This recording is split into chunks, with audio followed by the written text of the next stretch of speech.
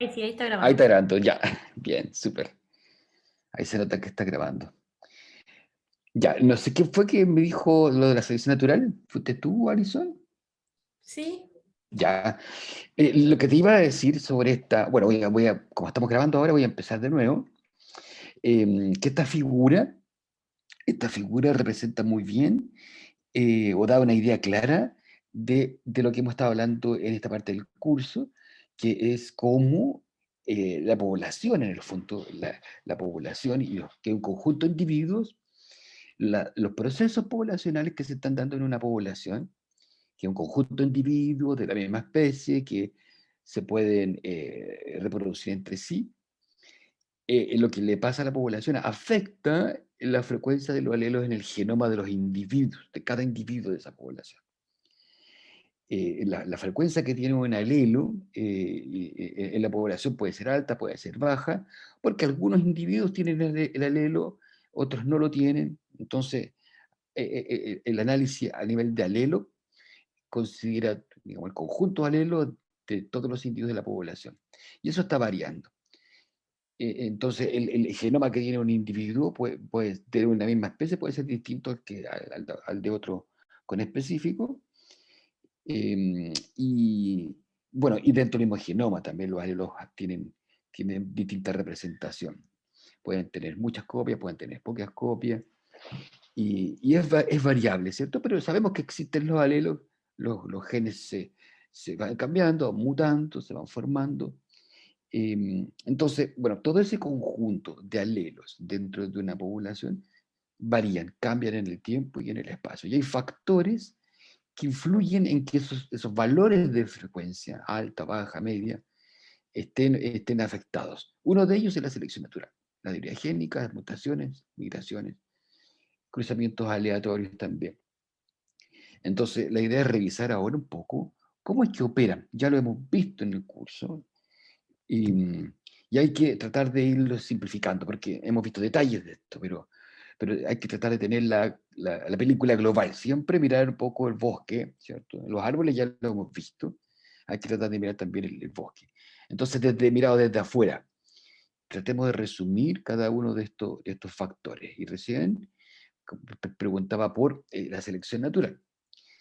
Y la selección natural está afectando, ahora voy a hacer una precisión importante aquí, en que la selección natural es un proceso, y ustedes ya lo han visto, en que algunos individuos, ojo, la selección natural opera a nivel de los individuos. O sea, los individuos sobreviven o no sobreviven, ¿cierto? Se reproducen o no se reproducen. Entonces la selección natural es un proceso de eliminación de variantes que no logran reproducirse y no logran sobrevivir.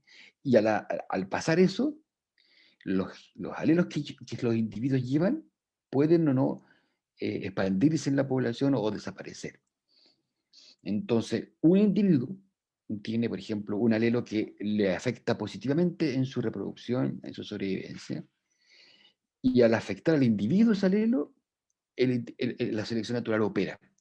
Entonces, la selección natural en sí opera a nivel del individuo, pero al hacerlo, afecta a los alelos. Pero la selección natural no opera directamente sobre los alelos, sino que sobre los individuos. Pero al operar sobre los individuos, afecta a los alelos. No sé si se entiende bien la idea, pero tampoco opera a nivel de la población. La población se ve afectada por la selección natural y puede cambiar. Pero no podemos decir que la población fue seleccionada positivamente o negativamente, sino que son los individuos.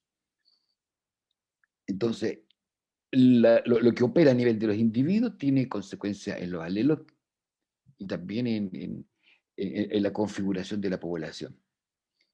¿Ok? Es bien importante eso porque nos hace considerar que, y eso pasa frecuentemente en biología, hay niveles en los cuales hay procesos que ocurren y que tienen consecuencias eh, en otros niveles. No sé si se entiende la idea de la selección natural, de dónde está operando. sí, sí se entiende que es más específico para cada individuo que para la población. Claro, claro, entonces eso, los individuos son los que finalmente son los que sobreviven y son los que se reproducen.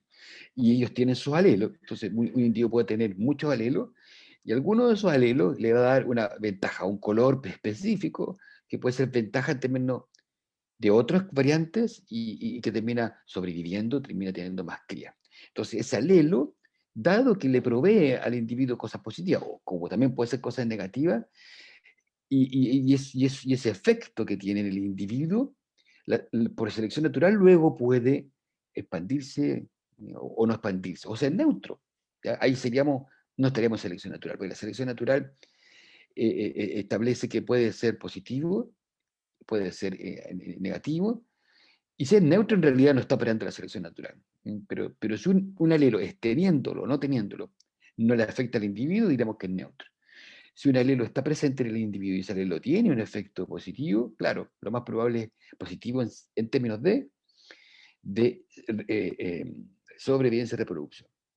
Un alelo puede tener un efecto en el individuo en cuanto a su fenotipo, pero si ese efecto fenotípico no implica mayor reproducción y no implica mayor sobrevivencia, o al revés, menos reproducción, menos sobrevivencia, en el fondo, si no tiene ese efecto en un parámetro evolutivo, va a quedar ahí como algo que puede estar o como que no puede estar. Entonces tenemos la selección natural afectando a los individuos, pero al afectar al individuo arrastra, digamos, de alguna manera va influyendo en la frecuencia del olero en la población. Entonces, eso es un fenómeno, más que nada, un mecanismo que está dando cuenta de la variación genética y la variación alélica. Si los alelos varían en la población, cuando se combinan también varía el genotipo, la combinación particular que se da entre los alelos. Entonces ahí está un proceso que es como hay mucha evidencia, muchos estudios que apuntan hacia la selección natural, ¿cierto? Sobre todo por Darwin, que propuso la teoría de la selección, luego vino Zachary Wright, Fischer, que le dieron una base más matemática a esto, y está la selección natural, ya como una componente importante. La otra componente es la de la génica, la que hemos visto más recientemente, que simultáneamente, eso también es importante, mientras ocurre la selección natural, ocurre o no ocurre, ¿cierto? También está la debilidad génica. La debilidad génica es el proceso, ¿cómo lo resumirían ustedes por lo que hemos visto? ¿Cómo dirían ustedes que está afectando la frecuencia de los alelos? Como un cambio en los alelos, una cosa así, era que se me confunde un poquito la biogénica, la verdad. Ya, tratemos de ir amasándola, ¿cierto? Tratando de ir como sacando lo que realmente significa. Ya sabemos que los alelos pueden variar en una población por selección. Ya. Esa es una causa por la cual pueden estar variando. Otra es la debilidad génica. ¿Qué nos decía la debilidad génica?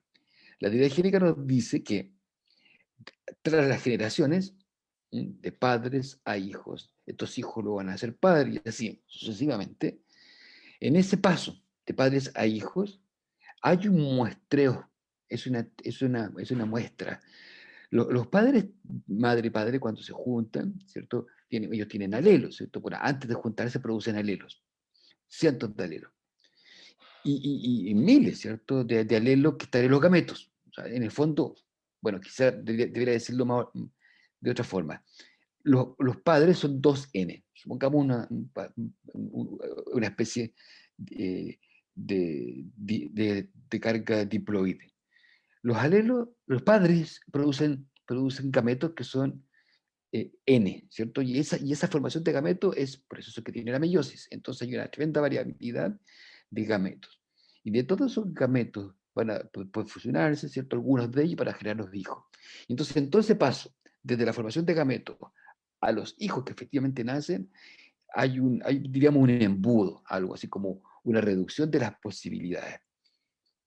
Entonces, ¿qué pasa? Que los hijos son una muestra de esas posibilidades, ¿cierto? Cada padre y cada madre produce miles de alelos y hay miles de combinaciones posibles de hijos, ¿cierto? Ustedes mismos son una posibilidad de hijos de sus padres. Cada uno de nosotros somos una probabilidad de las posibles combinaciones de hijos que pudieron tener nuestros padres. Cientos de miles de hijos distintos. Pero no salen, no nacen todos ellos, nacen algunos pocos. Entonces, ahí se produce un filtro, diríamos, una muestra. ¿Mm? Es como que si yo tengo un pool de posibles alelos de combinaciones, los hijos que efectivamente nacen son una muestra. Una muestra que es como que si tomara yo al azar algunos de ellos y se combinan particularmente y forman los hijos. Entonces, en ese proceso, ¿cierto?, de muestreo, la deriva génica nos dice que hay posibilidades, ¿no es cierto?, de que en ese muestreo se pierdan alelos. Y como se pierden alelos, la frecuencia de los alelos puede ir cambiando a través del tiempo, porque es un evento de muestreo, y estos eventos de muestreo no son perfectos, o sea, no se toman muestras exactamente representativas de todo el conjunto, no se podría. A la larga, entonces, lo que nos dice la teoría génica es que por este proceso aleatorio, ¿cierto?, estadístico, la frecuencia de alelos va a cambiar. Eso en general, eso es lo que nos dice la deriva. Y en particular la deriva génica nos dice de que ese efecto de error de muestreo, ¿cierto?, de un evento probabilístico, esa probabilidad de alterar la frecuencia alélica y de que un alelo, por ejemplo, desaparezca o se fije, es mayor cuando las poblaciones son pequeñas. ¿Ya? Eso nos está diciendo la teoría génica en particular, que su acción está siempre ocurriendo, pero va a ser mucho más fuerte en alterar la frecuencia del alelo cuando las poblaciones son pequeñas. ¿Ok? Esa es la idea de la teoría génica. No tiene que ver con el efecto fenotípico que puedan tener los alelos, porque en la selección natural hablamos que los alelos afectan al individuo. ¿Cierto? En la selección natural tenemos que tener un efecto del alelo en términos de las proteínas que produce, cómo actúan las proteínas. Entonces tenemos harta biología, diríamos, en el proceso de selección natural. En la deriva es un proceso estadístico, prácticamente. Es un proceso que se da por el hecho de estar con un conjunto de cosas. ¿Ok? ¿Se entiende eso, más o menos? Sí, sí, sí, sí, lo entendí. Entonces, como que a base de los hijos que salen, así los alelos que tienen los hijos, ahí como que van cachando cuáles se van eliminando a través del tiempo con las probabilidades de que salga cada alelo, una cosa así. Exactamente, claro, es un evento probabilístico, un evento de los números y de que los padres tienen muchas posibles combinaciones y los hijos, esa es una representación de eso, pero esa representación no es una cosa que está determinada, determinada que va a ocurrir sí o sí, es probabilístico. Ya, las probabilidades nos dicen puede o no puede ocurrir, entonces ante eso, nada que hacer, pues es un evento de los números. La estadística nos dice siempre que los eventos tienen una probabilidad. No es que vayan a ocurrir sí o sí, sino que es probable que ocurra en un porcentaje, o sea, en 30%, o sea, digamos, puede que sí, puede que no. Entonces, en biología eso no es tan común, en general eso es muy clásico de la física o de la matemática, ¿cierto? Que nosotros hablemos de probabilidades. Pero en deriva génica sí, nosotros tenemos este efecto de los tamaños poblacionales y de las probabilidades de que se combinen gametos y pueden quedar fuera de la población por eventos enteramente estadísticos. Entonces tenemos esa otra fuerza alterando la frecuencia. Tenemos la selección que opera, pero además la deriva química. Por otro lado, también las mutaciones. Esto es más simple porque ya sabemos, es más biológico, ya sabemos que un alelo puede mutar.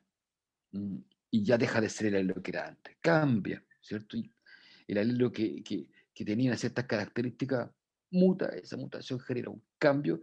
Si esa mutación es no silenciosa, ¿se acuerdan de la silenciosa y no silenciosa?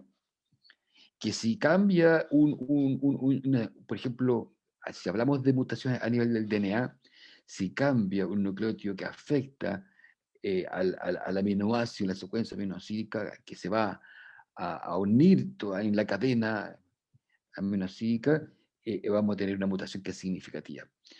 Y a lo mejor ese alelo, bueno, ya no vamos a llamarle alelo A, va a ser alelo A', ¿cierto? Entonces ya tenemos que de por sí las mutaciones están variando la frecuencia de los alelos. Y eso está ocurriendo también siempre.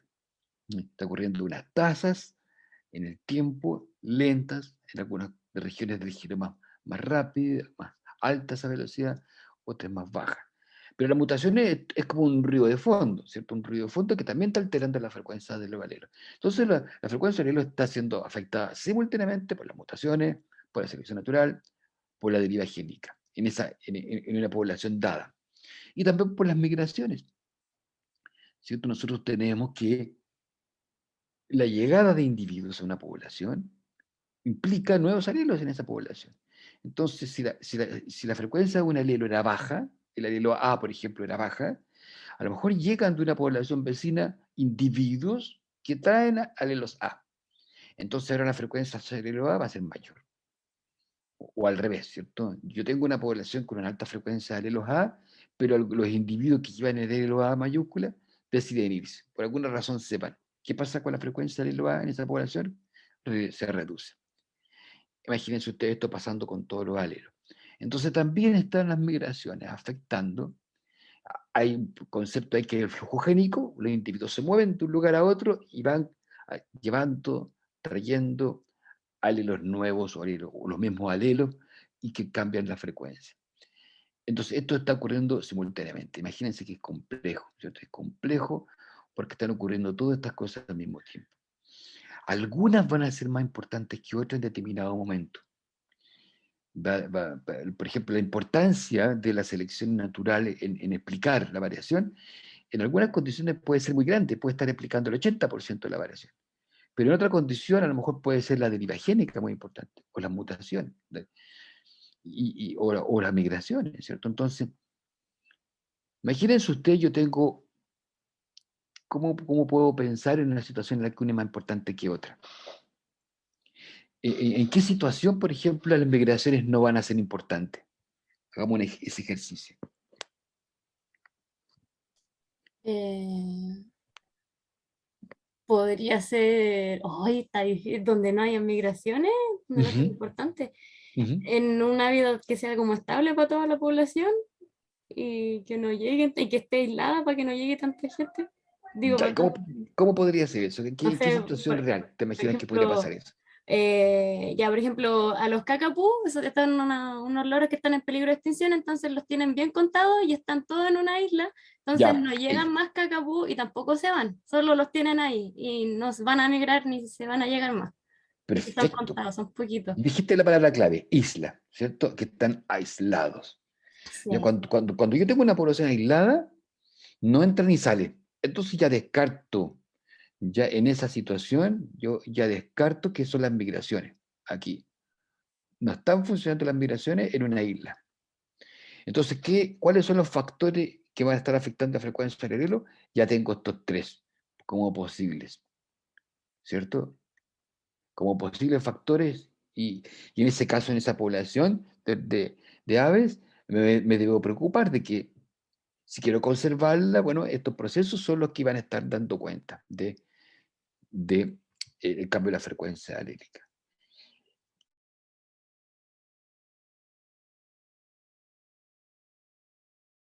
¿Se quedó Totalmente. pegado? Ay, no, no, no, nada.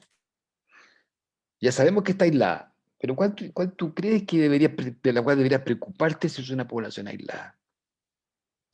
Mm, de mutaciones no creo que tanto, porque supuestamente si están aislados no debería haber radiación y esas cosas, así como que sea como muy cuático, así, por así Ya, decirlo. De cruzamientos no aleatorios tampoco, porque si los tienen controlados, tampoco creería. ya. ¿Podría ser más de la deriva génica? Yo creo que por ahí va la cosa. Estos dos puede que sean Sí. más de cuidado, la deriva higiénica. Mira, te pongo un ejemplo. Algo distinto. Suponte tú, en realidad es un hecho. Hay gente algo que yo conozco y que se ha estudiado, ¿Mm? que hay lugares donde se crían insectos para control de plaga. ¿Ya? Por ¿Sí? ejemplo, las chinitas. Y hay empresas que guardan chinitas en una suerte de, ¿cómo se llama? Como un vivero, ¿ya? Una especie de espacio cerrado donde crían muchas chinitas. Las crían para después venderlas y los agricultores, en vez de ocupar insecticidas, arrojan chinitas al cultivo y eso matan las plagas. Ya, entonces lo que tienen son cientos de miles de chinitas en una pieza con buenas condiciones, ¿cierto? Se desarrollan bien, pero es una población de chinitas y hay macho y hembra, ¿cierto? Pero es una población que no tiene migraciones, Ujú. ¿ya? Y se ha visto que en el tiempo, si a esa población tú la reproduces siempre, siempre se cruzan entre, tú sacas alguno para vender, pero no todo, ¿cierto? Sacas un 5%, pero tienes cientos, cientos. Y si tú después empiezas a estudiar la variación genética de esa población, de tu chinita encerrada, te vas a dar cuenta de que le pasa algo así más o menos. En el tiempo, ¿ya? Empieza a pasar esto con la variación genética. Ah, ¿Mm? donde son todas como hermanas al final, pues como pasaba con la Exact- Amish. exactamente con los Amish. ¿Cómo se llama ese proceso? La endogamia. Endogamia. Empieza a aumentar los niveles de endogamia, exactamente. Cuando yo tengo una población aislada, ya no tengo migraciones. Está el mismo conjunto de alelos dando vuelta en esa población. El mismo conjunto. Las mutaciones pueden cambiarla, pero como tú bien dices, son raras, son poco frecuentes, a no ser que yo le agregue UV, le agregue un Caso montón uranio, de. así. Claro, y todo esto es mutagénico. Y ya, ahí podría tener variación, que puede ser interesante, ¿eh? A lo mejor puede ser mi solución, porque quiero tener variaciones en la población y que no le pase esta erosión genética. La selección natural, fíjate tú, es un ambiente estable.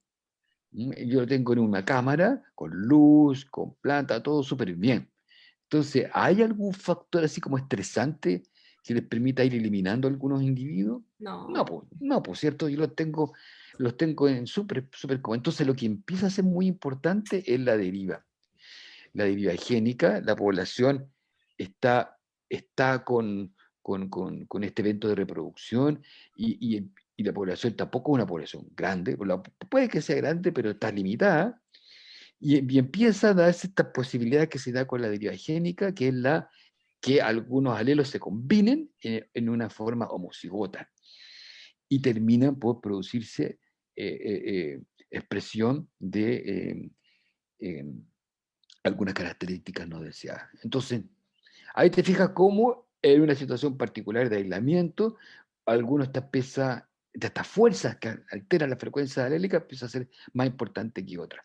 Ahora, si tú no estás en una isla, ¿cierto? Si estás en un lugar abierto y, por ejemplo, imaginemos esa misma chinita, y ahora, pero no las tenemos en esta cámara de crianza, sino que las llevamos y las estudiamos en el campo, y ya no tenemos a lo mejor el problema de la deriva génica en el campo. Y no es una isla, sino que estamos en un lugar muy abierto. Puede que tengamos nosotros entonces a lo mejor las mutaciones, quizás la fuerza de las mutaciones no sea muy, muy importante porque son bajas, aunque puede que en otros organismos sí sean muy altas. Los virus, microorganismos en general, las mutaciones son más, proporcionalmente más significativas. Pero en el ambiente natural, lo más probable es que acá empiece a tener efecto la selección natural, porque la chinita puede que tenga un enemigo natural en ese ambiente. Puede que la chinita no tolere en todos los cambios de temperatura. Algunas de ellas el cambio de temperatura le va a significar porque pueden vivir más, otras menos. Entonces, digamos, esto de selección natural tiene algo que ver mucho con que hay factores naturales que están afectando. No hemos visto esto con profundidad, que es los cambios aleatorios. Y eso tiene que ver con el ser humano generando selección, cuando el hombre cruza a propósito los individuos. ¿Ya? Y eso ocurre, por ejemplo, cuando tú quieres generar características, quieres que algunos alelos en tu población estén muy, muy representados. Y todo lo que tú haces es los vas cruzando justamente. Y esto por eso se llaman Como los pollos, como los pollos. como los pollos, como las plantas, como un montón de organismos que uno va generando. ¿Cómo el ejemplo del pollo, cómo lo dirías tú? Cuando quieren que sean más guatones, así para que produzcan más Claro, carne y reproduzcan a los más gordos. exactamente. Cuando tú quieres que una flor sea de más duración y puedas poder venderla para que la gente la compre porque dura más en el florero, ¿cierto? Entonces, lo que van haciendo la gente que cría, digamos, los mejoradores genéticos, es que van viendo características que se heredan, obviamente, o sea, que tienen base genética, y que ellos pueden irla reforzando, generando mejor esa característica. Y eso lo viene haciendo el ser humano por miles de años. Esto, cruzamiento no dirigido, tiene otro nombre, más común, que se llama la domesticación. El ser humano viene domesticando de hace milenios, ¿cierto?, a plantas y organismos. Eh, los pollos, los caballos, las vacas son animales que están domesticados, que el ser humano ha ido realizando cruzamientos no aleatorios, los cruza a propósito. Tú juntas una vaca que tiene buena leche, ¿cierto? Con un toro que tiene ciertas características buenas, entonces va a tener una descendencia que tú vas viendo tiene algo que potencialmente mejor. Esto es el efecto del ser humano. Diríamos que los otros factores podríamos entenderlo como más naturales, más que ocurren en las poblaciones. ¿Ok? Ese significa cómo la frecuencia génica de una población está entonces resumida acá. Y un mensaje importante es que estas cosas ocurren al mismo tiempo. Los cruzamientos no aleatorios, yo los pondré un poquito aparte porque eso es como un proceso que lo define el ser humano y puede estar o no presente. En cambio, los otros se pueden dar bajo condiciones un poco más libres. La deriva génica va a ser más o menos importante de acuerdo al grado de aislamiento. El ser humano también puede aislar algunas poblaciones, pero se da en poblaciones aisladas en forma natural. De hecho, en la isla, ¿cierto? Selección natural, mutaciones, inmigraciones son estos procesos que están ocurriendo y que alteran nuestra frecuencia de los alelos.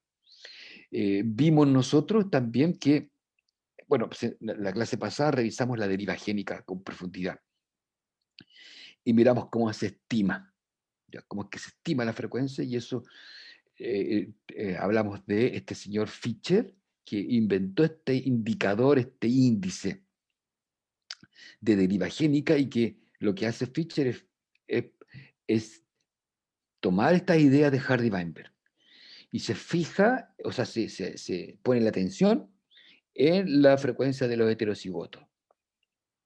Entonces, lo que hace él es tomar el modelo Hardy-Weinberg como referente y compara la frecuencia esperada de heterocigotos esperados según el modelo de Hardy-Weinberg con lo observado.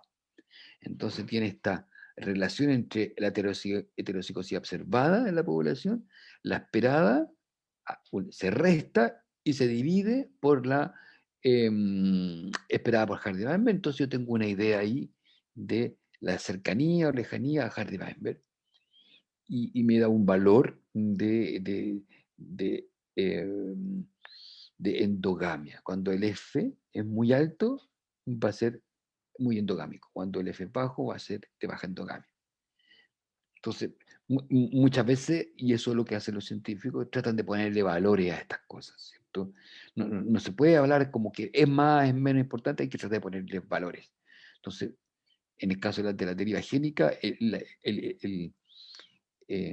la endogamia, por ejemplo, las poblaciones pequeñas, las poblaciones donde la deriva génica es muy importante, va a estar asociado con altos valores de inbreeding. Hablamos un poquito de esto, de que los alelos en las poblaciones están derivando, como este barquito, esta deriva en general va a ser efecto de todo de todo lo que nosotros vimos. La selección natural va a estar explicando parte de esa variación, ¿cierto? La deriva génica va a estar explicando, las mutaciones van a estar explicando. Entonces, todo este navegar que tiene un barquito, entonces nosotros tenemos va a tener que ver con estas fuerzas que van a estar afectando. Las migraciones, vamos a poner aquí mutaciones y esta vamos a poner como migraciones, ¿cierto? Todas estas van a tener que ver con el caminito que sigue este barquito. Este barquito se puede hundir y ahí estaría extinguiéndose. O puede permanecer todo el tiempo a flote y ahí estar fijándose todos los individuos de una población.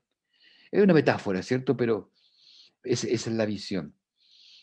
Acá hablamos de la deriva génica, más de la deriva génica, Y acá les mostré este software que nos permite ir modelando el devenir que tiene un alelo. Hay un montón de software, algunos que son súper ilustrativos y muchos que se ocupan para realmente estudiar cómo los alelos van fluctuando en las poblaciones, uno o varios alelos, y explicar cosas. Por ejemplo, algo súper contingente.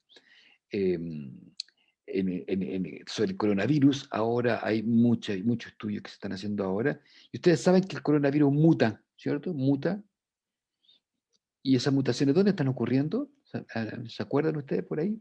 ¿Se han visto? ¿Cómo en dónde del coronavirus? ¿En qué parte le Sí, afecta a él? sí, En el grado que puede contagiar, así, porque afecta eso. ya. Y en la estructura del virus, Ay, eso no me acuerdo, Creo disculpe. que eran las proteínas de reconocimiento en estas proteínas S, las Spike, creo que eran. perfecto, exactamente. El spike, que es como son estos cachitos que tiene el coronavirus, donde se ancla. Ahí está el conjunto más relevante. Puede que mute en otros lados, ¿cierto? Pero el conjunto más relevante de mutaciones tiene que ver con cómo se ancla a la célula. Las células tienen receptores. En la corona del virus hay proteína, la proteína S del spike, y esas mutaciones van a definir cómo se ancla. Y si no si hay una mutación que impide que se ancle, bueno, ¿qué va a pasar con el coronavirus? No se va a propagar porque no va a entrar a la célula. Pero hay mutaciones que le permiten entrar fácilmente. Entonces, entra a la célula. Luego, dentro de la célula puede haber otras mutaciones que aumenten su tasa de transmisión. Entonces, ahí nosotros tenemos cómo las mutaciones pueden ser súper relevantes, y las consecuencias de las mutaciones pueden estudiarse, pueden evaluarse. Puede verse la frecuencia de las mutaciones en las poblaciones. Y ahora está ocurriendo, normalmente estos estudios antes del coronavirus em, no tenían tanto impacto. Las mutaciones, de hecho, ahora yo creo que son más conocidas que nunca. Pero los biólogos sabemos hace mucho tiempo que existen las mutaciones y que tienen esta importancia en la capacidad de que las especies de distinto tipo puedan tener un éxito, o puedan, en términos de que esa mutación les favorece, se expanden, o esa mutación puede ser al revés, implica que desaparezcan. Y también hay un montón de mutaciones que se pueden mantener sin grandes efectos, porque no son ni positivas ni negativas. Y esas son neutras. También hay varias mutaciones. Esas mutaciones neutras, sin embargo, de repente pueden mutar nuevamente y transformarse en algo positivo o negativo, como decía el ministro Mañalich, ¿cierto? Tan buena que decía que pueden mutar y transformarse en algo, ¿cómo decía él? En, Buena un, persona. en buena persona, claro. La metáfora está mala, ¿no? Porque en el fondo no son personas, pero sí en el sentido de que una mutación puede generar que a lo mejor ya no sea patogénico. Una mutación puede en ese sentido implicar para el hospedador, ¿cierto? Para el que sufre el virus, algo positivo, pero para el virus no. Para el virus, si mutó y ahora ya no contagia más, desde el punto de vista del virus, eso no es una ventaja. Pero eso está ocurriendo. Estos modelos que vimos el otro día nos permiten evaluar las consecuencias que tienen los alelos, y cómo pueden por deriva irse expandiendo, irse extinguiendo. Vimos que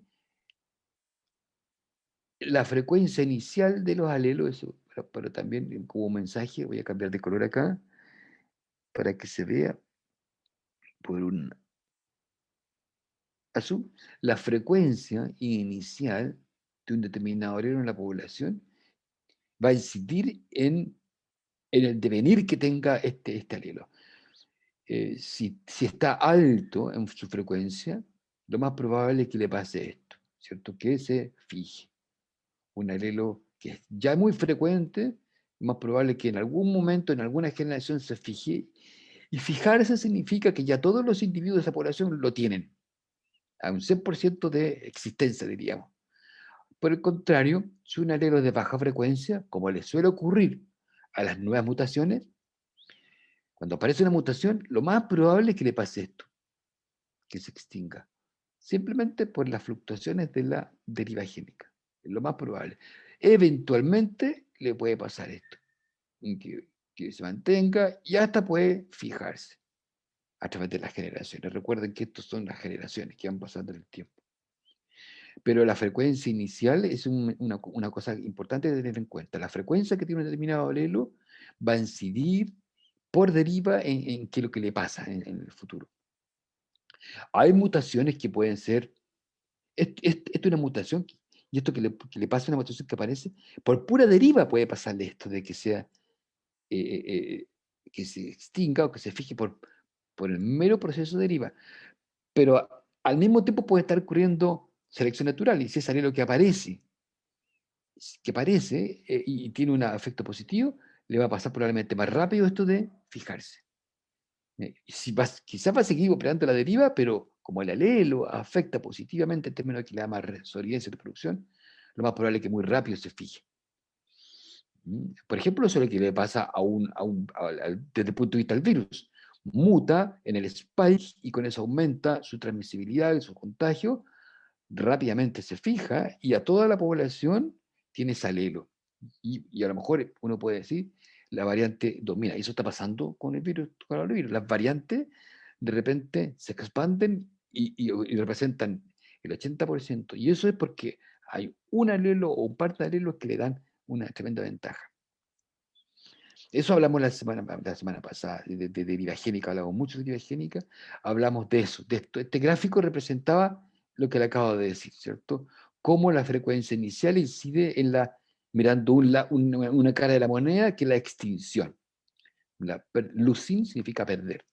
Nos miramos un poquito, miramos esta parte que es cuando se extingue, cuando se pierden los alelos. Entonces, ahí dijimos justamente que cuando estamos acá abajito, es más probable que se extingan los alelos. Y luego nos centramos en dos casos de deriva génica, dos situaciones reales en que la deriva génica es muy importante. Y todo tiene que ver con la reducción del tamaño poblacional, ¿cierto? Cuando tenemos también poblaciones que tienen tamaño poblacional. Ya sabemos que el aislamiento, como hablamos un rato, población aislada también va a tener un efecto de la deriva génica, pero también cuando yo reduzco las poblaciones. Cuando tengo, por alguna razón, poblaciones pequeñas, el efecto de la deriva génica va a ser mayor. Y eso se da en dos casos que son dos situaciones que son como icónicas, que son súper comunes, que son los cuellos de botella. Tenemos poblaciones grandes que de repente, ¡pum!, al poco tiempo, en cabo de semanas, un incendio, un terremoto, algo, reduce mi población que yo tenía de cientos de miles a algunos pocos. Y eso, ese estrangulamiento del tamaño poblacional, como la metáfora del estrangulamiento, porque yo tenía muchos y de repente tengo pocos, cuando yo tengo hartos individuos y después tengo poco, en ese evento puedo haber perdido variantes.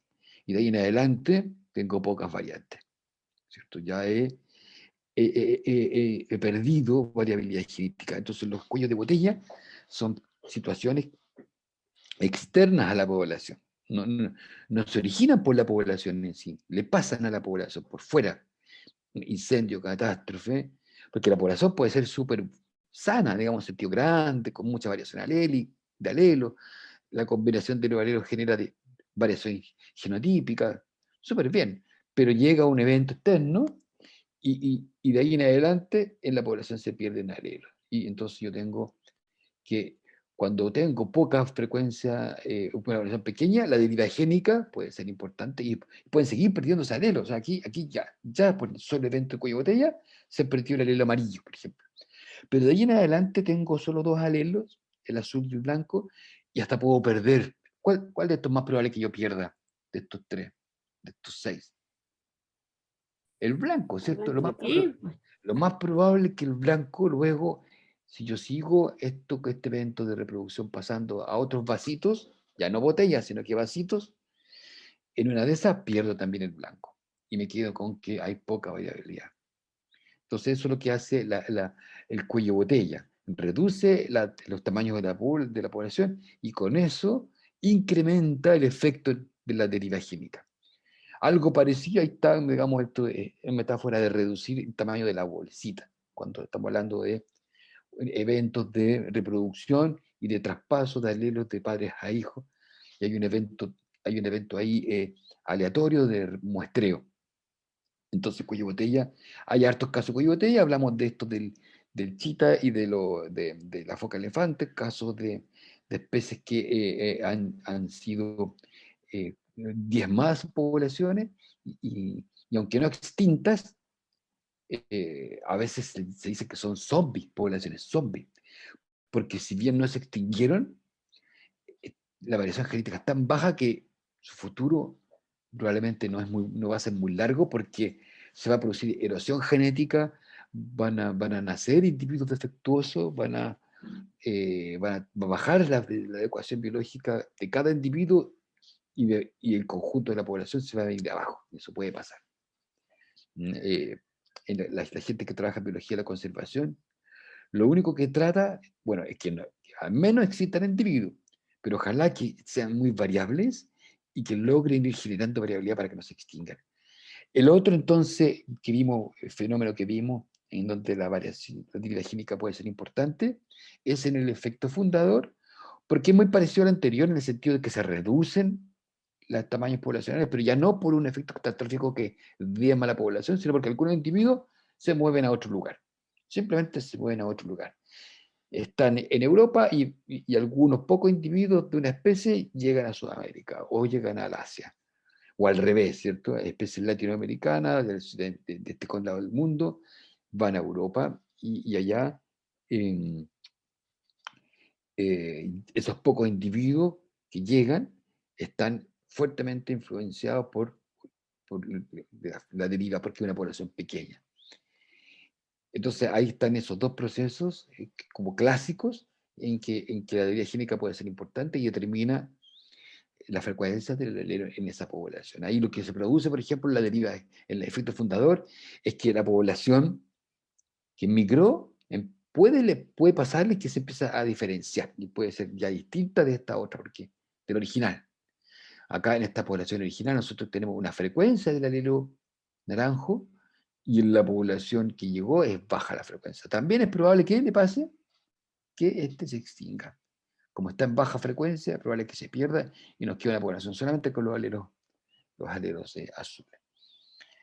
Entonces ahí tenemos estos fenómenos de deriva. Acá hablamos la semana pasada de que la evolución, ¿cierto? Los cambios de la frecuencia alélica del genoma del coronavirus tiene mucho que ver también con esto, de efecto fundador, que estando en China, ¿cierto? En una población del virus, algunos individuos se movieron a Italia, ¿cierto? Algunos pocos individuos se movieron a Italia y fundó una población en Italia, y como era una población pequeña, lo más probable es que haya habido deriva génica por efecto fundador y se generaron nuevas variantes, se extinguieron otros alelos y probablemente mutaron otros, y ahí se generaron variantes nuevas.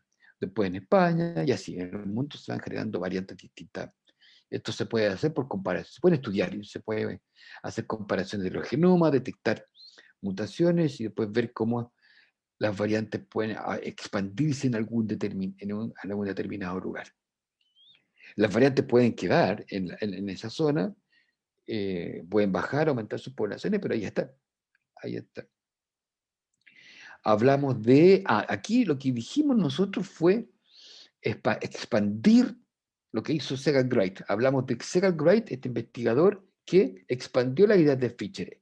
El índice de endogamia que inventó Fischer, lo expandió y dijo, bueno, ahora vamos a considerar un hecho importante. No, esto todavía no era en realidad. Aquí estuvimos hablando del F, del índice de endogamia de una sola población, pero hablamos de, acá, un poquito más adelante, hablamos de eso, del índice de Fischer, cuando las poblaciones están fragmentadas. Porque lo que hizo Fischer es esta población, este nivel de endogamia, todo mirándolo como fuese una sola población continua. Pero cuando hablamos de que esta población está fragmentada, es un nuevo escenario, ¿cierto? Es algo nuevo.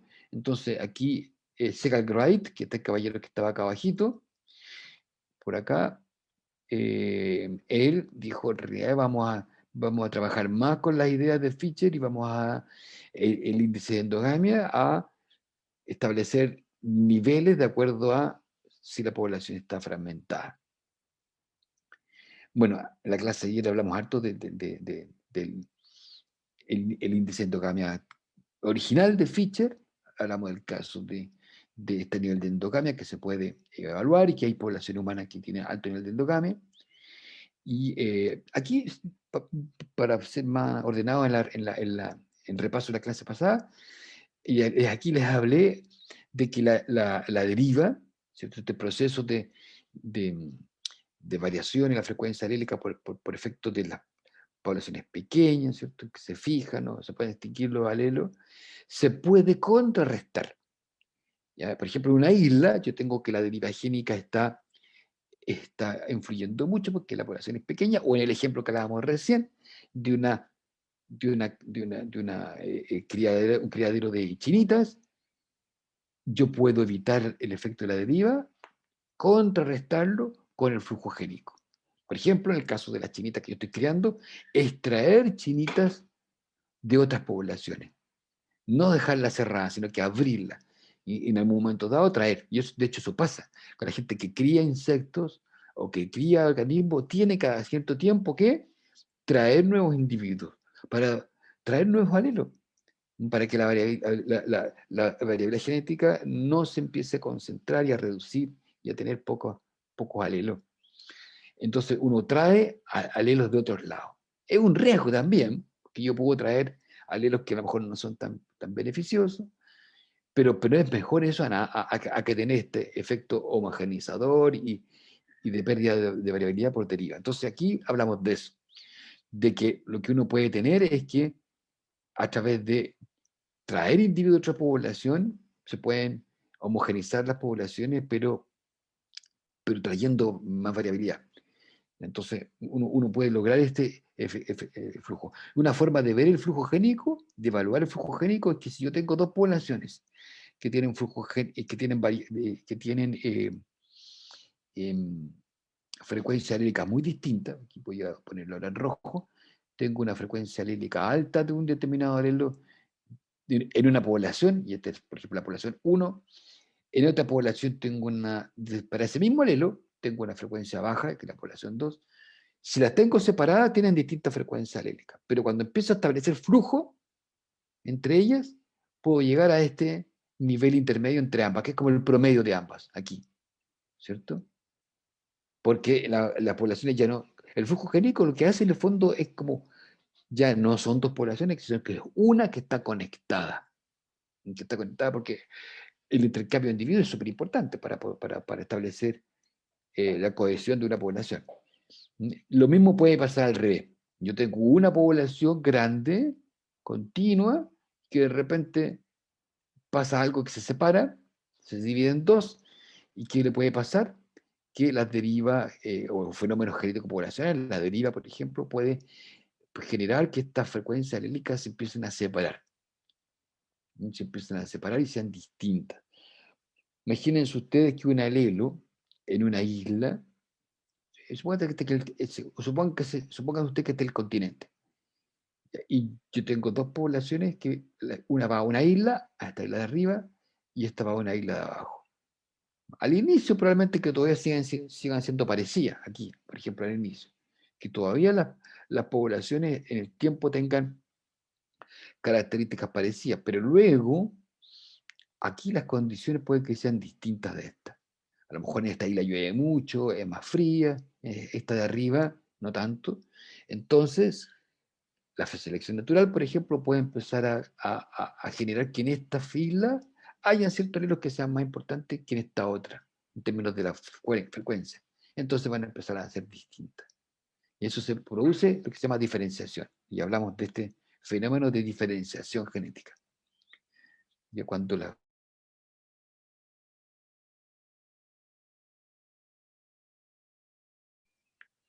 y entonces tenemos lo opuesto a este caso.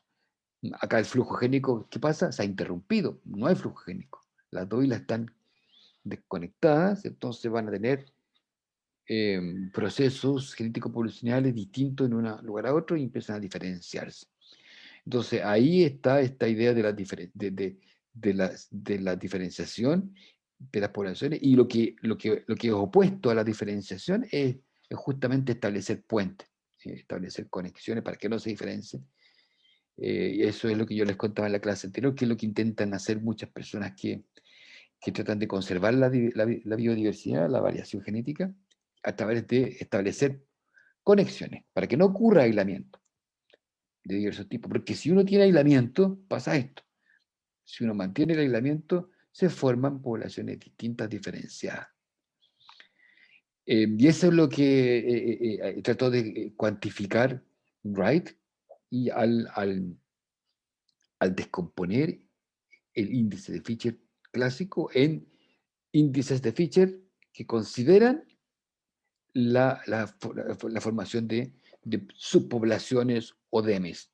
Ya, ahí está esa idea, y lo hizo bastante similar a Fisher, pero separando en distintos niveles, y agregó a la misma ecuación de Fisher, agregó un elemento nuevo que es considerar el promedio del índice de heterozigosidad.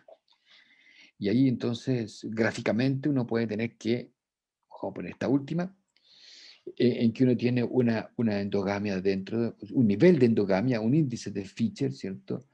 Dentro de la población, uno puede tener un índice de Fisher que tiene que ver con la comparación que hay entre esas subpoblaciones, y uno global, que como que si todo fuese una gran población. Entonces con eso se pueden definir 3 índices de Fisher, donde uno de los más usados es este, porque nos habla del grado de diferenciación que hay entre las poblaciones, el grado de diferencia que hay entre ellas. Nos cuantifica cuán distintos, cuán similares son. Eso se llama de diferenciación. Y hablamos en la clase pasada que el inverso del índice de diferenciación es el flujo génico. Cuando dos poblaciones están muy diferenciadas, quiere decir que el flujo génico es bajo. Si está muy diferenciada es porque no hay flujo. Al revés, si la diferenciación es baja, quiere decir que hubo o existe en ese momento alto flujo génico. Y revisamos algunos casos de estudios de poblaciones aquí en nuestra región, análisis genético, donde uno puede calcular el índice de Fisher modificado por Wright, que es el FST. Y nosotros lo hicimos para esta polilla, ¿cierto? Y encontramos que aquí está el FST, ¿cierto? Como una medida de diferenciación. Y nos encontramos que las poblaciones que están más distantes, por ejemplo, estas dos poblaciones, que serían esta de acá arriba, graneros con, por ejemplo, colín. ¿Qué pasó aquí? Ya, estas dos poblaciones tienen, esta de acá tienen, fíjense ustedes, tienen mucha diferencia en kilómetros, de distancia en kilómetros, mucha diferenciación genética. Al contrario de este par, por ejemplo. Cercanas en kilómetros, menos diferencia.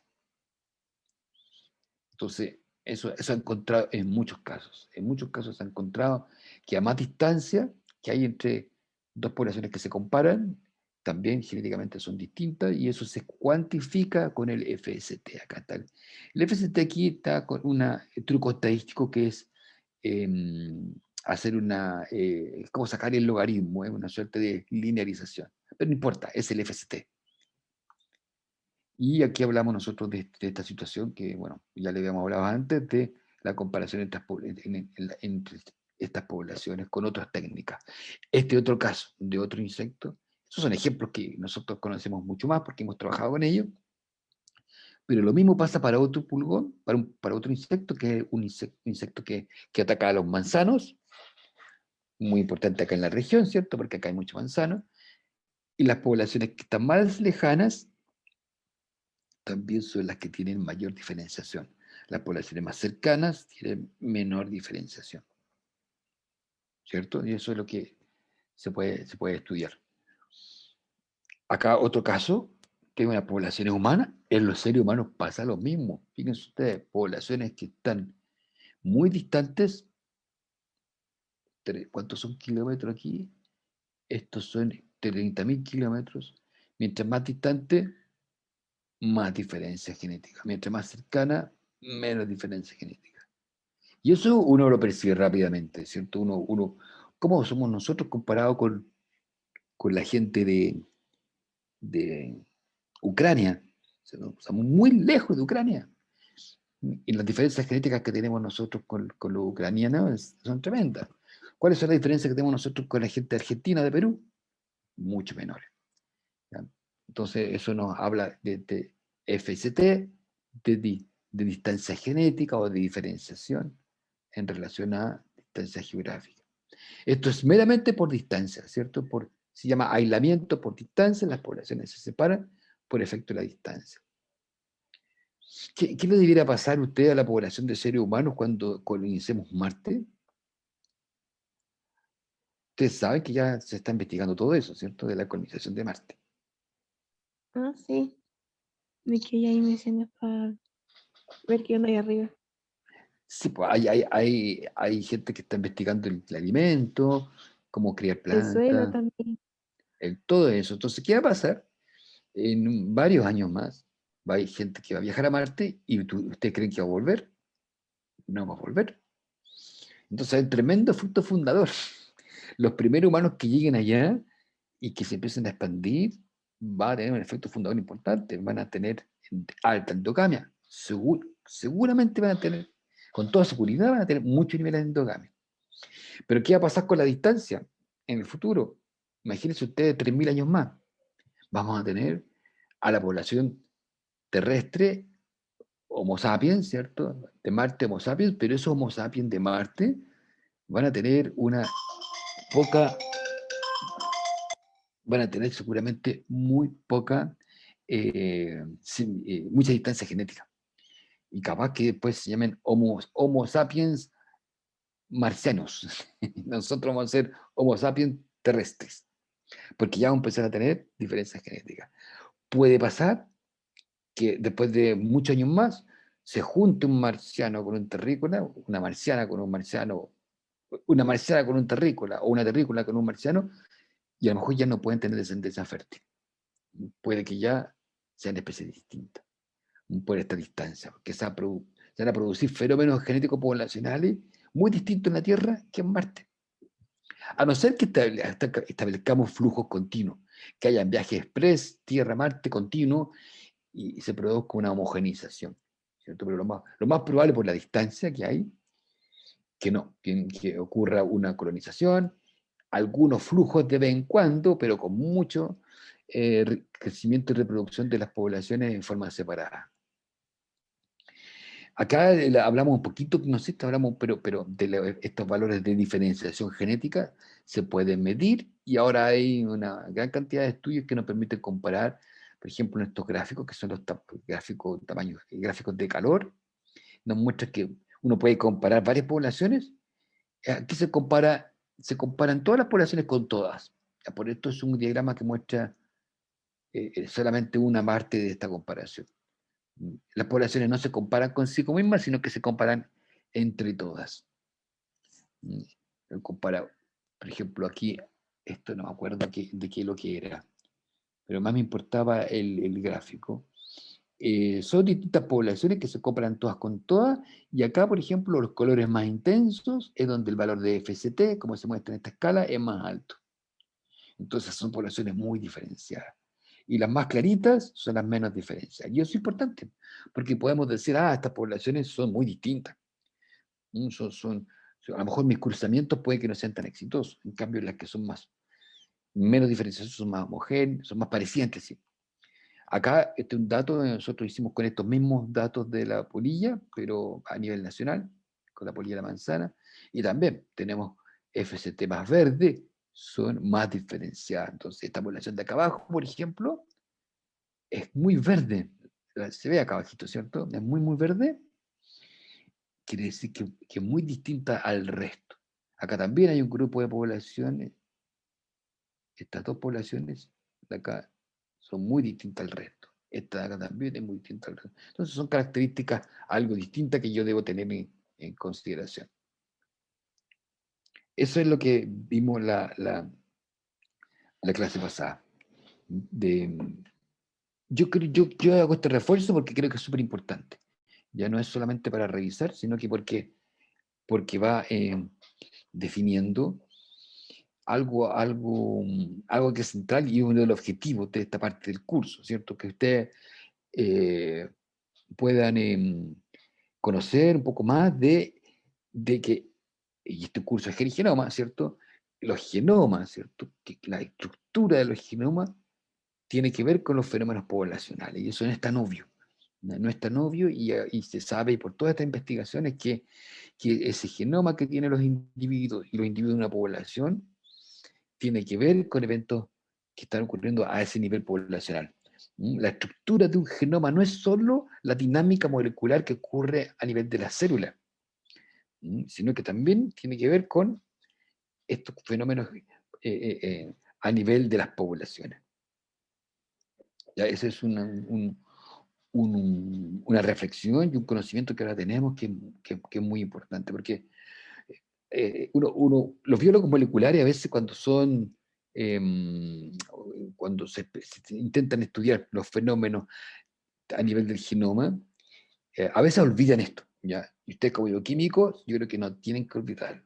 Hay que entender que las variantes que se dan no solo son debidas a mutaciones, no solo son mutaciones, la frecuencia en que está un alelo en un individuo y una población tiene que ver también con otros procesos, no solo las mutaciones, sino que también estas cuestiones que son un poco más macro, pero hay que considerarlas.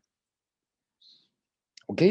Vamos a hacer una pequeña pausa para volver para cerrar un poco, porque ahora vamos a hablar de algo que ya es distinto, que la última parte del curso, donde vamos a hablar un poco más de caracteres que son continuos rápidamente y algo que tenga que ver con eso, que es la heredabilidad. Ok, profe, la voy a pausar, voy a pausar. A las 10. Estoy grabando, profe. Ya, genial. Ya, ahora vamos a continuar con los últimos temas de esta unidad y también del curso. Ya se nos va. Y aquí vamos a hablar de, em, de algo que también ha sido súper relevante y que tiene que ver digamos, con la estructura de los genomas, y este concepto de herencia cuantitativa. Un poquito de historia. Yo les hablé a la primera clase de esta unidad de concepto de genotipo. ¿Se acuerdan de que lo que era el genotipo? Esto lo acuñó este señor, es un investigador danés, Johansen, botánico que venía de trabajar con las mismas ideas de Mendel, excepto que en vez de arvejas estaba ocupando porotos, ¿ya? Otras plantas que eran fáciles de criar y con caracteres bien característicos. Y él acuñó entonces el término gen, eh, a partir del griego origina, como abreviatura de la palabra pangen, que había acuñado a su vez Hugo de Vries, holandés. Pero lo más importante que, bueno, ahí les conté yo sobre este experimento que hizo él, en donde encontró variación, donde comparaba a los padres con los hijos, y donde se encontraba él que encontraba una tendencia a los hijos a parecerse a los padres, pero más que a cada uno de los padres era a una tendencia central. Vimos que después de muchos experimentos, él tomaba, por ejemplo, padres de porotos que tenían una cierta característica similar, en este caso son el peso de los granos de poroto, por ejemplo, padres que tenían peso chico, padres que tenían peso grande, los tenía todos bien ordenaditos, ¿cierto? Los cursó y tenía descendencia variable. Y eso quizás es el hecho más importante de él, que a pesar de que juntaba padres que eran grandes, o sea, que con características de planta de grano grande, los hijos de ellos eran variables igual. Habían algunos que eran también de grano pequeño o de grano grande. Le pasaba lo mismo a los padres que eran de grano pequeño, 20-20 por ejemplo, igual su descendencia había tanto pequeño como más grande. Esa es una variación que le empezó a encontrar en este atributo, que es un atributo particular, que es el peso de los, em, de los granos de poroto.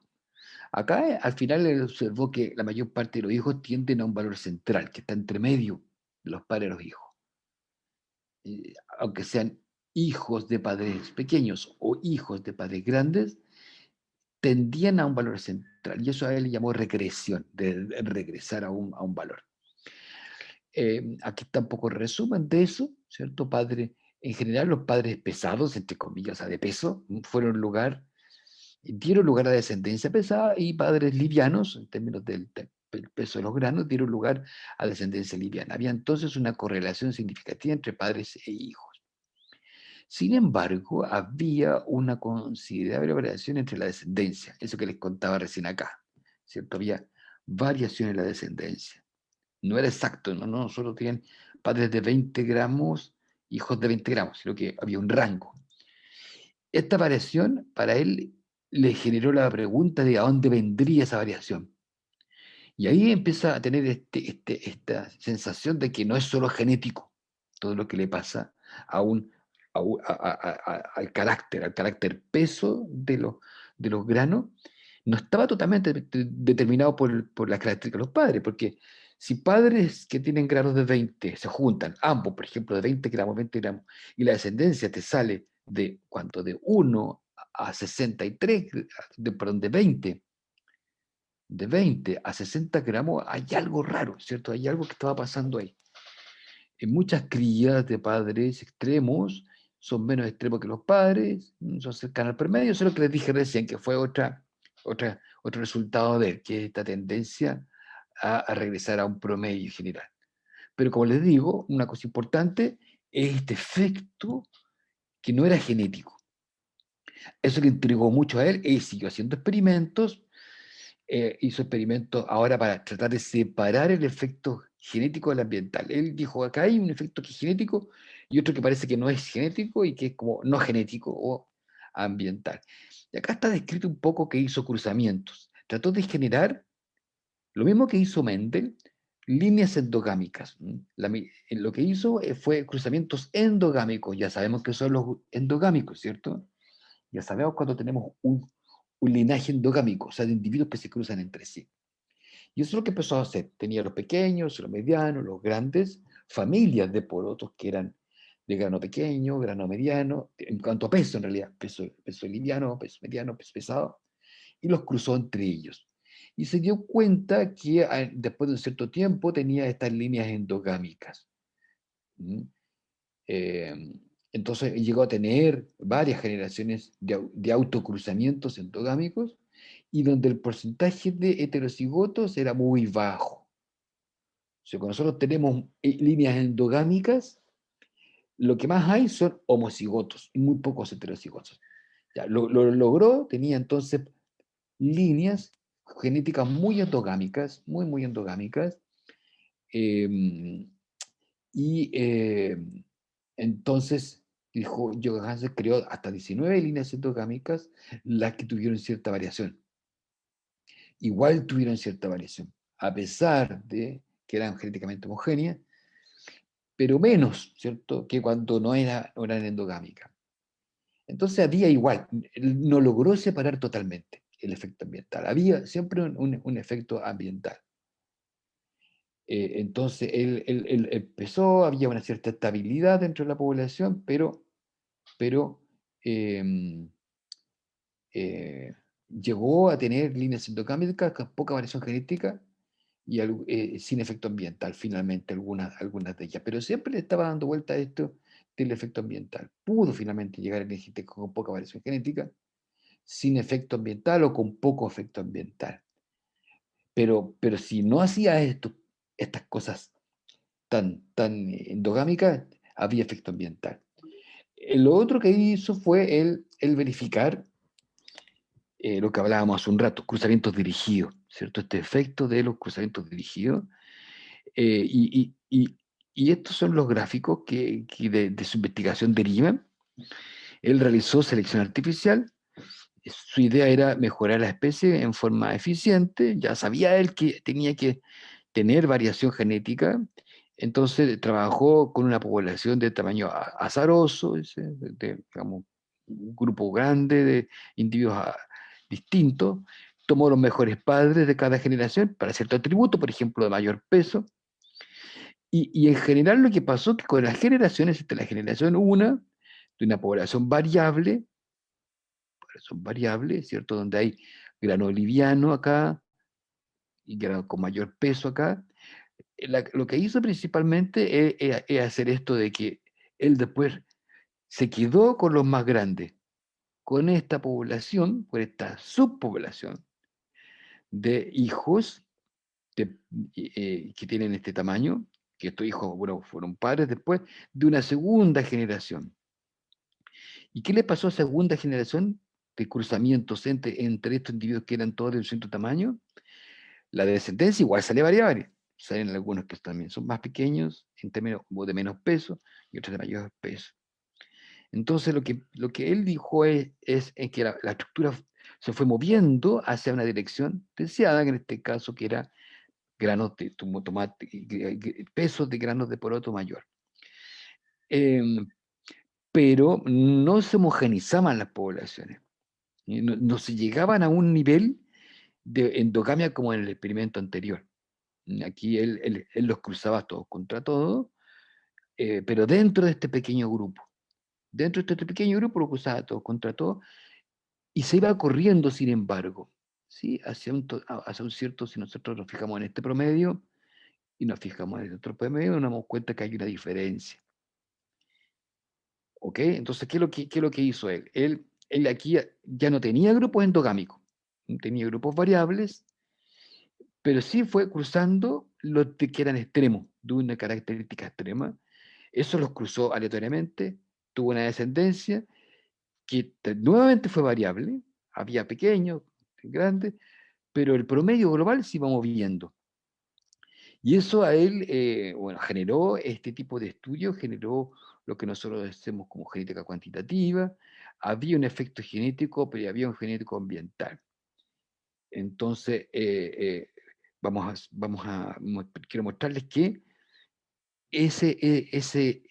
bueno, ya también lo decían los otros experimentos de él, que había un efecto ambiental, y acá también surge entonces esta cuestión de que hay siempre un efecto ambiental, porque a pesar de cruzar a los más grandes, contra los más grandes, le esperaba siempre semillas grandes, pero siempre tenía una variación. Entonces, surge este concepto que para caracteres como el peso, que no eran caracteres tan simples como el color de la flor, sino que, porque si piensan ustedes en esto, el peso de los granos está determinado por un montón de cosas. No es un solo gen, no hay un gen que diga tamaño grande, tamaño pequeño. Son muchos genes, porque va a tener que ver con la cantidad de almidón, va a tener que ver con el grosor de la cubierta, va a tener que ver con el tamaño del embrión. Son un montón de atributos que definen el peso. Un montón de genes que definen el peso de un grano. Entonces, ahí surgió en la literatura en general este fenómeno de el factor genético, el factor ambiental, afectando el fenotipo. Aquí la P quiere decir phenotype en inglés.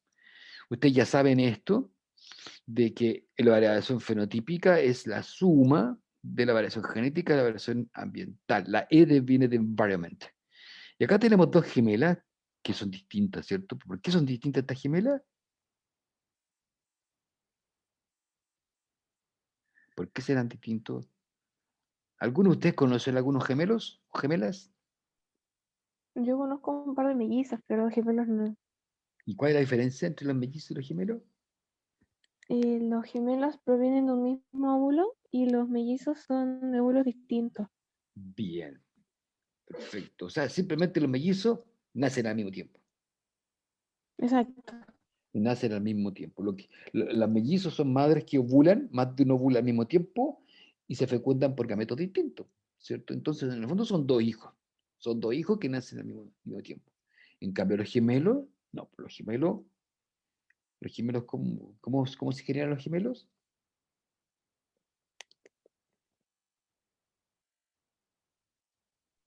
¿Se acuerdan cómo se? De una división del cigoto Perfecto, que se parte perfecto, en dos. claro. O sea, nosotros tenemos un huevo que fecundado, que empieza la segmentación, ¿cierto? Empieza la etapa de mórula, y hay 2, 4, 8, 16, 32, y en uno de esos momentos, ¡pum!, se separan. Pero era una sola combinación de gametos, y cuando está en el proceso de segmentación, hay una segmentación que no es completa, o sea, es una segmentación que termina aislando, y ahí se generan dos individuos. Tiene que ser en una etapa muy temprana. Pero como ustedes ven acá, en estas dos gemelas no son exactamente iguales. A pesar de que son genéticamente iguales, podemos decir que no hay efecto genético.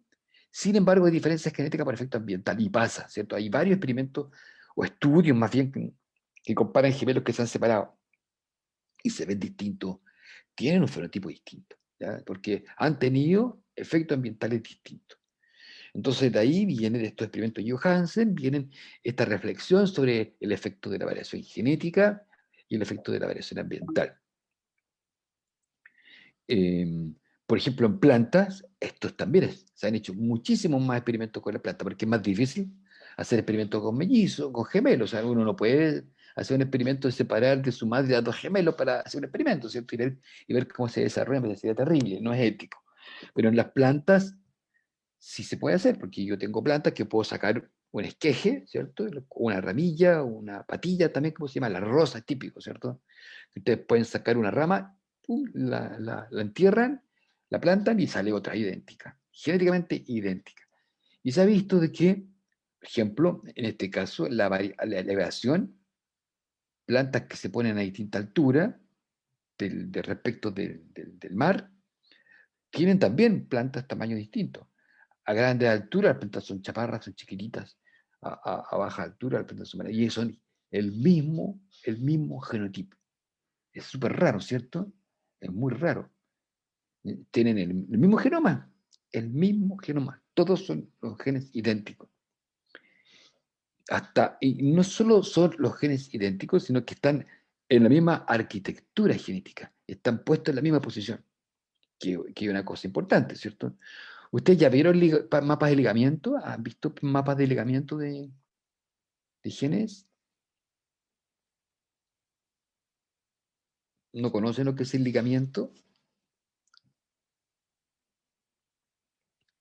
Le tocó, no sé si al inicio del curso Cristian le habló del mapa de ligamiento. Sí, como estos los rasgos ligados al X, por ejemplo, ¿no? ¿Cuál, perdón? Como estos rasgos que están ligados al cromosoma X. Ya por un lado, pero por ejemplo los centimorgan, ¿ustedes saben lo que son los centimorgan? Ah, sí, sí, sí Ah, lo sí, hemos sí. visto. Ya, ¿y cómo se establece la distancia? ¿No les vieron la recombinación? ¿Cierto? Bueno, quizás más adelante, en algún momento, van a ver ustedes que los mismos alelos pueden estar en dos individuos, pero en un caso pueden estar a distinta distancia. Y eso tiene que ver con la recombinación. De hecho, eso pasa. Nuestros padres tienen un conjunto de alelos y que están organizados de cierta forma, y cuando se forman los gametos se producen recombinaciones. Entonces, la distancia, o sea, el mismo conjunto de alelos puede estar en distintas distancias por efecto, por mero efecto de la recombinación, de que se recombinan de forma distinta. Ya, pero entonces hay efecto ambiental en este caso que no tiene que ver con eso, que son genéticamente idénticos. Ahora, esta visión de la variación fenotípica, que tiene un efecto de la variación genética y de la variación ambiental, se puede matemáticamente representar de esta forma, como una suma de variaciones. La variación fenotípica, que es la total, tiene que ver con la variación genética y con la variación ambiental. ¿Ya? Hay una componente de lo que uno observa que es genético y hay una componente de lo que uno observa que es ambiental. De ahí surge, de estos análisis matemáticos, surge este concepto de la heredabilidad, de caracteres que son complejos, caracteres que son, por ejemplo, la conducta, el tamaño, que puede ser, por ejemplo, una, una, una, una cierta característica que puede ser, a ver, un ejemplo puede ser el rendimiento, la tasa de crecimiento que pueden tener un organismo. No es un solo ejemplo. Son muchos genes que interactúan, que se expresan, que generan una estructura determinada. Uno de los más estudiados puede ser el tamaño, es importante para muchas cosas, el tamaño que presenta el organismo.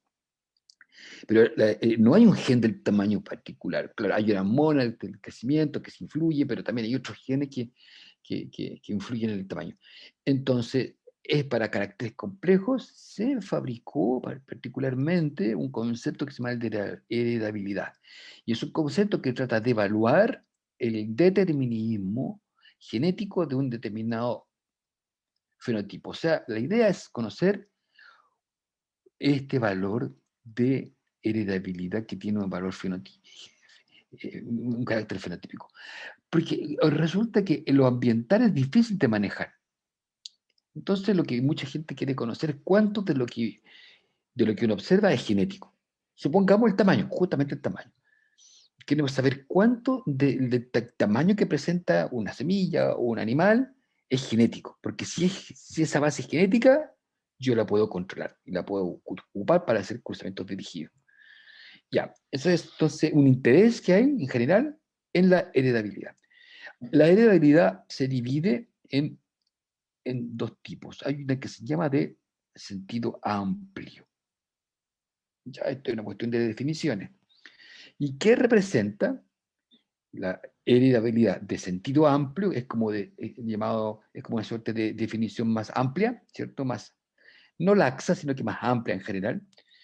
Representa la proporción de la variación genética sobre la fenotípica. O sea, qué porcentaje de la variación fenotípica es la genética.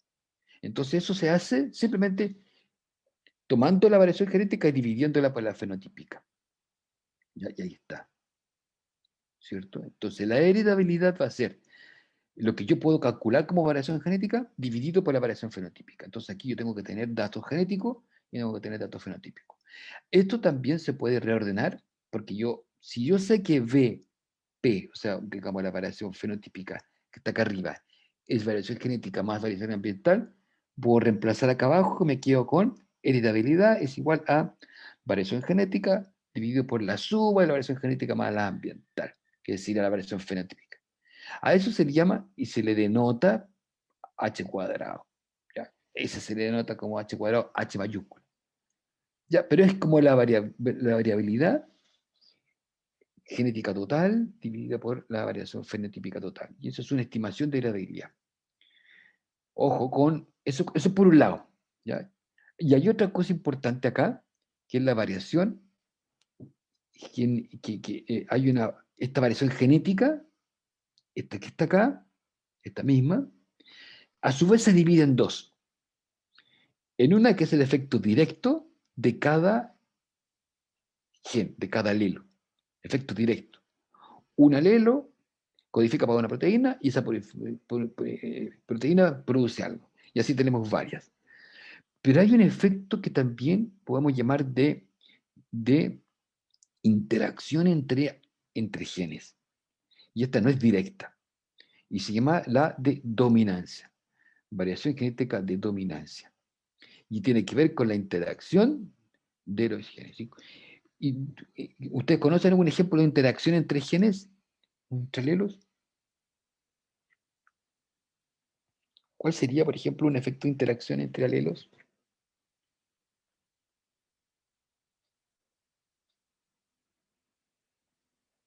¿Recuerdan uno?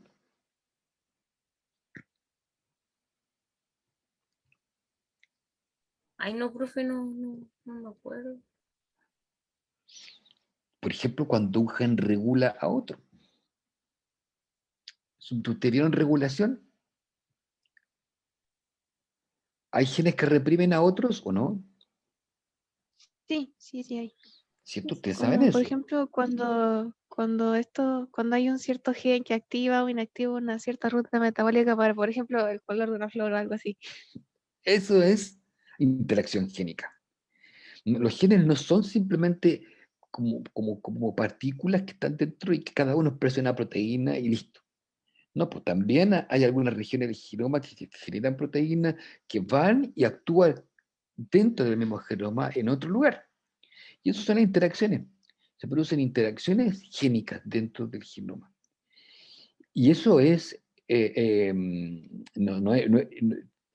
efecto interno, ¿cierto? Es indirecto. Este gen no produce una proteína que no va a producir una pared celular o va a producir un pigmento, sino que va y actúa sobre otro gen y lo reprime, o lo reprime y en fin. Entonces, todas esas son interacciones que vamos a llamar indirectas de dominancia, que no son efectos que se puedan sumar.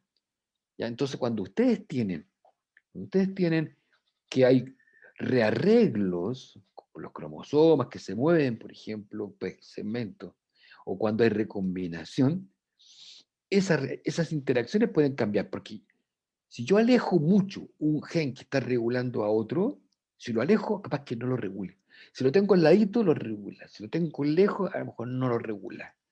Entonces, la variación genética tiene dos componentes. Una que es el efecto directo de cada alelo. Este alelo expresa una proteína, la proteína hace su trabajo y ahí está. Ahí y afecta al fenotipo. Pero hay otra variación genética que tiene que ver con estas interacciones génicas que se producen al interior y que también influye. Y eso puede ser alto, puede ser bajo. Entonces, eso es importante. Tenemos dos fuentes de variación. Entonces, ahora yo puedo ir a mi fórmula de heredabilidad y ahí me voy a encontrar con otra heredabilidad, que es la de sentido estricto o estrecho. ¿Por qué? Porque a mi variación genética, ahora yo le voy a llamar que tiene dos partes, una directa y otra más de interacción. A esta, que es directa, que es el efecto directo del alelo, se le llama aditiva. Aditiva porque se suma. Cada alelo suma. Entonces es una varianza aditiva y esta se llama de dominancia que tiene que ver con la regulación. Entonces ahora yo voy a tener otra heredabilidad. Aquí yo tenía una que tomaba toda la variación genética sin separarla en sus partes. Esta variación genética de esta heredabilidad de sentido amplio considera a las dos, considera a la aditiva y a la de dominancia, no hace distinción. ¿Mm? Se fija solamente el total de la variación. Por eso es gruesa. En cambio, la heredabilidad en sentido estricto, estrecha, sí considera a este factor, que es la división, una división aquí de los dos tipos de variabilidades. Entonces, finalmente, yo puedo tener acá una fórmula para la heredabilidad en que considera la variación, la parte aditiva de la variación genética y deja fuera a la dominancia. ¿Por qué interesa en esta heredabilidad quedarse sola con la componente aditiva, la componente directa? Porque esa es la que yo puedo decir que tiene un efecto que es único, o sea, que es más seguro, más invariable, porque la variabilidad genética de interacción va a depender un poco de los cruzamientos, de la recombinación. En cambio, la variabilidad aditiva es el efecto directo de alelo. El alelo está y el alelo produce la proteína. No va a estar sometido a interacciones. Entonces, en nuestro genoma, de hecho, pasa. Hay algunos genes que se expresan sí o sí. ¿Cuáles van a ser eso? Los más importantes, ¿cierto? Algunos genes que son que no están regulados, que se expresan permanentemente, pero que son súper importantes para la vida. ¿Ya? Entonces tenemos la heredabilidad, por un lado, en sentido amplio, que va a ser VG partido por variación fenotípica, y la otra que es VA partido, que es la variación aditiva. Entonces, esos son dos conceptos nuevos importantes que ustedes deben conocer. ¿Cómo se estiman? ¿Cómo se calcula? Que esto que es teórico, ¿cierto? ¿Cómo se calculan? La variación en sentido estricto, que es quizá la más importante, y la que todos tratan de llegar a ella, se puede hacer cuando uno tiene una población de individuos padres y una población de individuos hijos. ¿Ya? Entonces yo tengo algo parecido a lo que hizo acá Johansen, población de padres pequeños, población de padres medianos, población de padres grandes y después población de hijos. Uno puede graficar esto versus esto. ¿Ya? ¿Y qué es lo que se obtiene? Una regresión. Tengo acá a los padres, tengo acá a los hijos. ¿Ok? ¿Qué nos dice esto? Que padres pequeños tienen hijos pequeños, ¿cierto? En general. Padres que son en promedio grandes, acá, tienen en general hijos grandes. Si uno hace esto con varios, ¿cierto? Entonces tiene una nube de puntos y uno tiene una regresión lineal, una tendencia hacia aumentar, ¿cierto? Una correlación positiva, significativa. Si uno calcula la pendiente, usted ya sabe matemáticas, ¿cierto? Si uno calcula la pendiente, adivinen.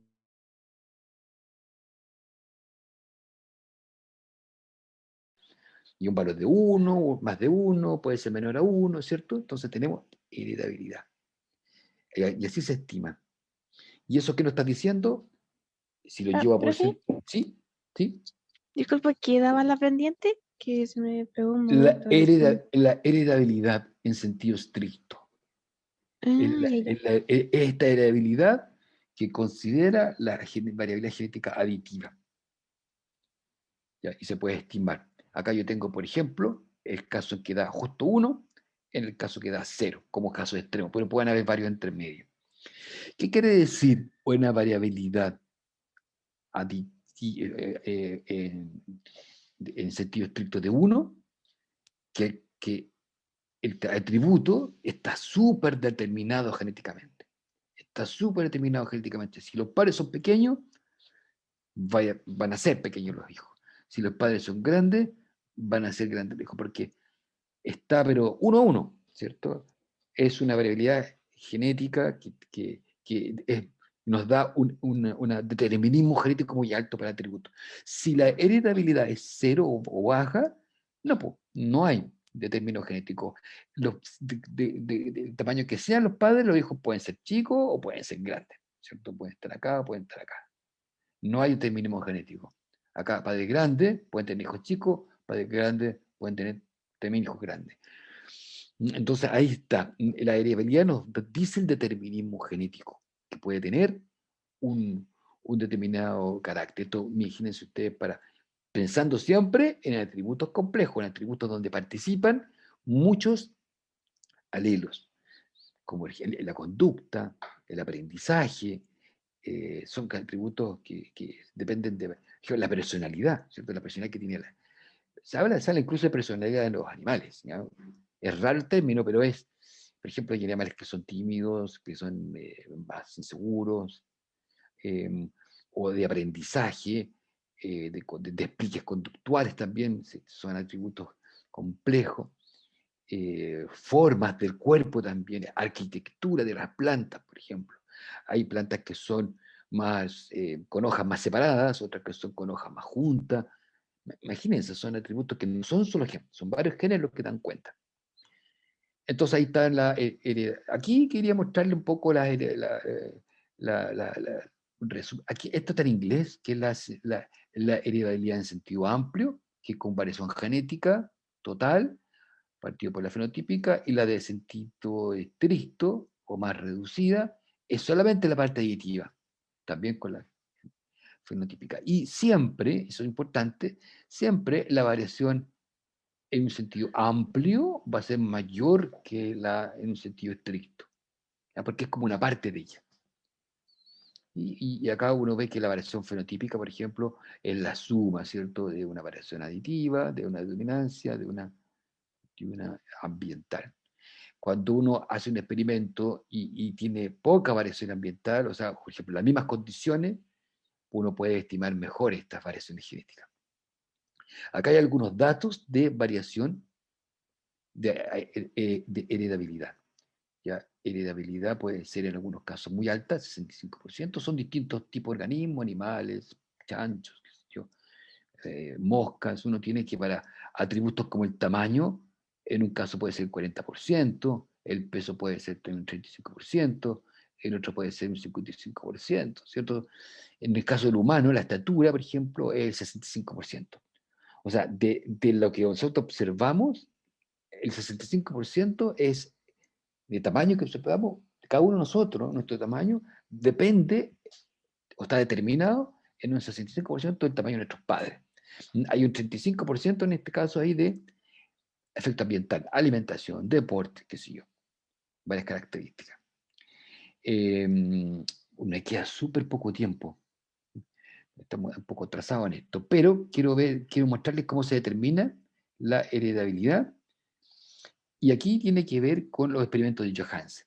Este señor Johansen lo que hizo fue tener a los padres, ¿cierto? Una población grande, pero solamente cruza después los más grandes. Y después tiene una descendencia, esta es la G1, ¿cierto?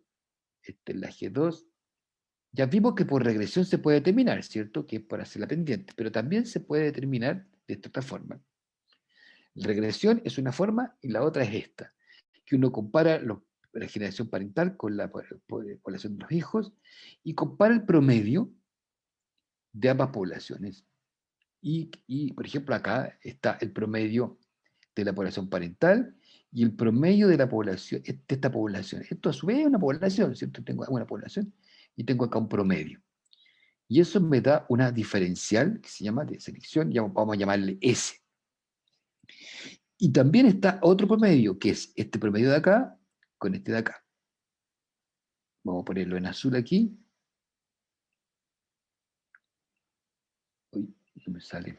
Bueno, en azul acá, pero acá está en azul. Y es R. Entonces tengo la diferencia entre las dos poblaciones grandes y la diferencia que hay entre la población pequeña, aquí, esta y esta, estas dos, yo comparo estas dos, que es el S, y hago un cociente. Divido este valor por este otro y me da la heredabilidad también.